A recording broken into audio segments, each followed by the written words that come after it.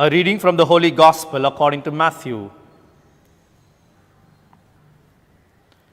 Chapter 10, verses 1 to 7. Jesus summoned his 12 disciples and gave them authority over unclean spirits, with powers to cast them out and to cure all kinds of diseases and sickness. These are the names of the 12 apostles. First, Simon, who is called Peter, and his brother Andrew, James, the son of Zebedee, and his brother John, Philip and Bartholomew, Thomas and Matthew, the tax collector, James, the son of Alphaeus and Thaddeus, Simon the zealot, and Judas Iscariot, the one who was to betray him. These 12 Jesus sent out, instructing them as follows. Do not turn your steps to pagan territory, and do not enter any Samaritan town. Go rather to the lost sheep of the house of Israel. And as you go, proclaim that the kingdom of heaven is close at hand. The Gospel of the Lord. Dear friends, I'm very happy to once again to break this word of God to all of you, of course in a very different place, a very different atmosphere. We get a lot of noise of the vehicles moving, and it's a beautiful place. It's a countryside, a place called KG Kandige, where I grew up. And it's very heartening to break the word from this very church from where I got my vocation. Maybe unfortunately I was not coming here to celebrate Mass in my 8 years of my priesthood. I would have only celebrated 3 Masses here in this parish church. Most probably that is the reason why God has given me an opportunity to celebrate few more. Going through the readings of today, we are given a wonderful lesson when we go through both the readings. Book of Hosea, a book which signifies love, Yahweh's love, and how He loves Israel unconditionally. And he tells them, your heart is divided. The more luxury comes, more altars increase. You move away from me.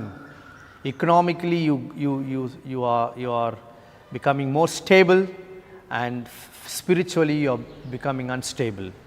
So all these issues Yahweh knows, and He addresses His people. And again we see here in the Gospel today, wonderful Gospel passage where Matthew gives a list of the 12 apostles. Of course, he gives them in pairs. And at least the first 4 we are very familiar. But even here we see a beautiful way of arranging the apostles. The prominent one, St. Peter, is given the first place, and he has placed Judas Iscariot at the end.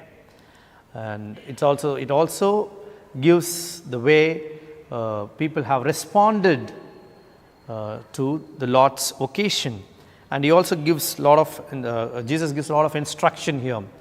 He gives them power. He shares his authority with them. A good leader will always share his authority to his companions, to the ones whom he trains, to his successors. And even here we see he does not give them right now the power to teach. He only gives power to heal people, to cast out devils, but not yet given them the power to teach. It also tells us the training has to happen step by step. That's why asking the disciples not to go to the pagan territory, not to go to Samaria, not to go to Gentiles, we should not misunderstand. Here again, Jesus is training them to first serve to his own people of Israel, so that they will have their focus right. And then they can keep moving. It is actually going by grade 1, grade 2, grade 3. We always tend to skip all the grades and move to grade 8. And that is where we encounter a lot of problems. We have to go step by step, and even when we bring up our children, we don't instruct everything to the children. We only tell them what is sufficient for their age, for their maturity. But eventually we will also disclose information which are acceptable to them, maybe in their later years, but not when they are infants. So also we see the way Jesus has trained them. So going through both the readings, we see here people of Israel with divided heart, and again we see Jesus trying to give them a focus. It simply says, in our ministry, we need to have focus. Sometimes we know what happens, we get divided with our priorities. We do so many things. If you are a teacher, you would like to teach so many subjects, finally you don't know which subject you are teaching. We may be extraordinarily gifted, we may be multi-talented, we may have so many capacities, but then what happens when we get divided, when we do so many things, too many things, our focus gets divided, and at the end of it you don't have a proper result, you will not have anything to gather to yourself. So this is very important. First we need to know who is our target. Even in the proclamation of good news, we need to have a target audience. Just focus on them, train them.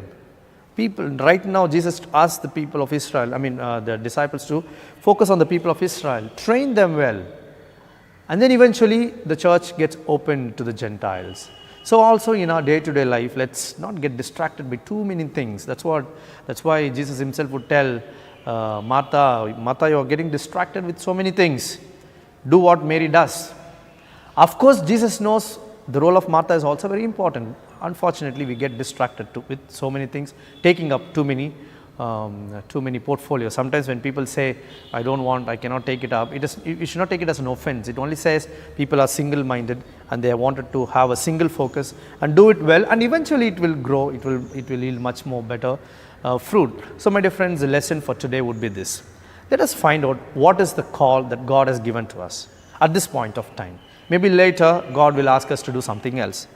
Right now, if He has asked us to do one thing, one particular mission, we need to do it with a focus, with a single focus, with undivided heart. We shouldn't get our hearts divided. That will increase our priorities and our altars will get increased, and finally we forget Yahweh.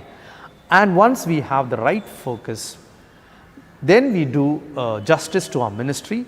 But once we keep doing justice to our ministry, the mission of the Lord will also grow. Many more people also will come into this, and I'm sure at the end of our life we will be happy and satisfied that we were able to accomplish something out of our life.